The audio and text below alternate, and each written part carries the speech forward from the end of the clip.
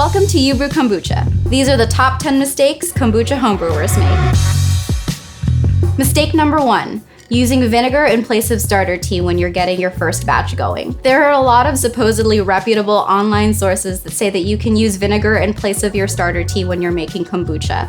That is not true. If you use vinegar in place of your starter tea, you're introducing a whole separate set of acids and molecules into your kombucha scoby that's different than what's supposed to be in your kombucha scoby. So you essentially run the risk of turning your kombucha scoby into a vinegar scoby. And that means that if you continuously use vinegar, or if you use vinegar even one time, you're essentially brewing vinegar instead of kombucha. I, for one, would rather drink kombucha than vinegar, so I don't use vinegar in my brewing process. I have a sneaking suspicion I know where the rumor started that you can use vinegar in place of starter tea. I've been reading some books on kombucha that were written in the 70s and 80s, and back then, kombucha was not really a common beverage, so there were less homebrewers and there were less sources of raw unflavored kombucha that you could just buy. So if you happen to come across a scoby and you don't have any starter tea and you want to make sure that you're acidifying your brew to the point where it's actually fermenting properly, then oftentimes your only option was distilled white vinegar. So in those cases, in those very dire cases where you can't get your hands on some starter tea or some finished kombucha, yeah, distilled white vinegar may have only been your option, but that's not the case anymore today. Raw, unflavored kombucha is being sold regularly all over the place, and there are enough homebrewers out there who are willing to share a scoby and share some starter tea with you where you don't need to resort to using vinegar as a last recourse. Another big mistake that kombucha homebrewers make is not using enough starter tea. I like to use about 2 cups of starter tea per gallon batch, and some people say that you can use as little as 1 cup. I like to be on the safer side only because I want to make sure that my kombucha has enough of that acidic starter culture to bring the pH down to a safe level and make sure that that fermentation is getting off to a good start. Another mistake that a lot of homebrewers make is agitating the vessel during the first few days of first fermentation. I know it's really hard to leave it alone because it's a fascinating process, but that's the critical time for your scoby to grow. If you futz around with the vessel too much, you could move around the different little disparate pieces of scoby that are trying to form at the top of your vessel and form a cohesive scoby. So if you mess around with it and if those scoby formations sink, you might end up with a weird looking scoby, and it might just stress you out because it looks like your brew isn't fermenting properly, when really it was trying to, but you just messed it up. I will note though that even if your scoby formation does sink, it's okay. It's not necessarily a sign that your brew isn't fermenting properly. It just makes it a little bit harder for you to confirm that your brew is fermenting properly. Another common mistake that homebrewers make is storing their scoby in the fridge, or storing their starter tea in the fridge, or storing their brewing vessel in the fridge. You don't really need to do that at all. Even if you're not actively brewing a batch of kombucha, there's no need to store your scoby or your starter tea in the fridge to keep it fresh. It thrives just fine at room temperature. Cold temperatures basically put the yeast and bacteria into a state of dormancy. And if they're asleep, they're not acidifying the brew. If they're not acidifying the brew, that could potentially lead to mold growth, which is not good.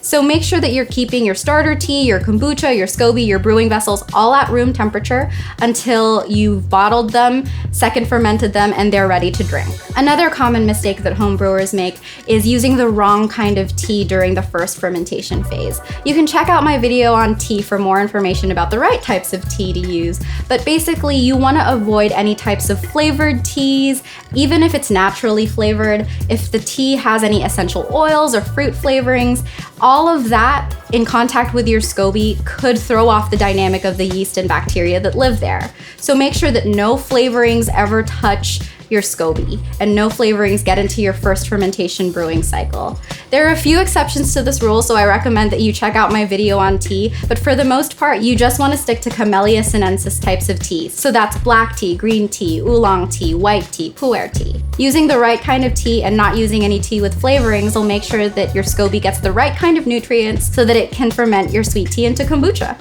Another common mistake is using anything other than cane sugar or trying to use sugar substitutes. You can check out my video on sugar for more information about this, but basically, cane sugar is the best kind of food for your scoby. It's the easiest type of sugar for the yeasts to eat and break down, and any other type of sugar would just throw off the symbiosis of your brew. I know a lot of people are asking if you can use coconut sugar or brown sugar or even other sources of sugar like stevia, and they're not good options because that's not the type of food that your scoby needs to eat to turn sweet tea into kombucha. And if you're wondering if you can use sugar substitutes like aspartame, like Sweet and Low or Equal or Splenda, you can't really do that. It's a different type of chemical molecule that the scoby cannot break down. So you're essentially starving your scoby. If you starve your scoby, you won't have kombucha. Another mistake that homebrewers make is not stirring their brewing vessel before they bottle it for second fermentation. Over the course of the first fermentation cycle, a lot of the time yeast can settle at the bottom of the brewing vessel. So whenever your brew is done and you're ready to bottle, you want to make sure that you're stirring that vessel to evenly distribute all of the yeast particles that may have settled throughout the brew.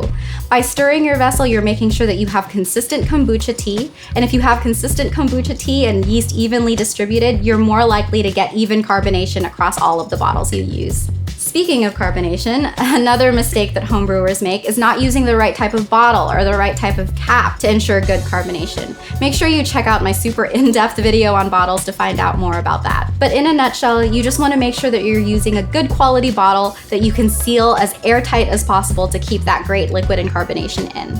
Another mistake that homebrewers make is not refrigerating their bottles before they open them. Oftentimes that leads to a really big mess and your kombucha fizzying up all over the place.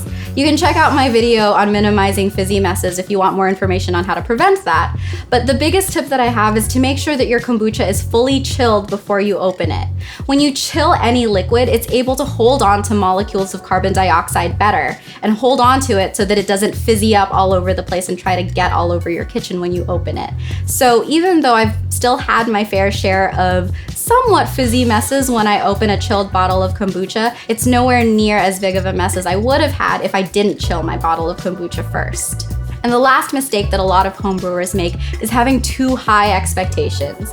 This is a living thing. It's not going to be completely consistent every single time. And there's only so much you can do to control all the variables you have in your process. Just know that it's a living thing. It's going to change with the seasons. It's not going to be super consistent all the time, but that's the beauty of it. It's a real, raw, homemade, natural product. So don't put too much pressure on yourself if you feel like your bottles aren't getting as fizzy as you'd like, or if they're getting too fizzy and you can't get that perfect level of carbonation. It takes a lot of trial and error. It's definitely taken a lot of trial and error for myself to get to the point where I'm confident about my kombucha bottles. I've made some bottles of kombucha that I'm really proud of and I can't wait to show it off to my friends and family. And I've also made some bottles of kombucha that I'm not so proud of and just drink quietly by myself in a corner. And I should also caution you about having too high expectations about the effects that kombucha is going to have on your body. Like any other food that we consume, it's going to affect us all very differently. So while some people might tout it as some type of miracle cure-all, kombucha is not that. Kombucha is not a cure-all. It's not going to work any miracles for you. And the benefits that it has for you might be very different than the benefits that it has for other people. So just be conscious of your expectations when it comes to kombucha. It's a really fantastic drink, but it's a process. So don't have too high expectations. Know that it's a journey and just go with the flow. So I really hope that this video was helpful for you. If you want more information and in-depth details on everything that I've covered, make sure that you check out the other videos on my channel. And as always, you can find more information at ubrewkombucha.com. Happy brewing!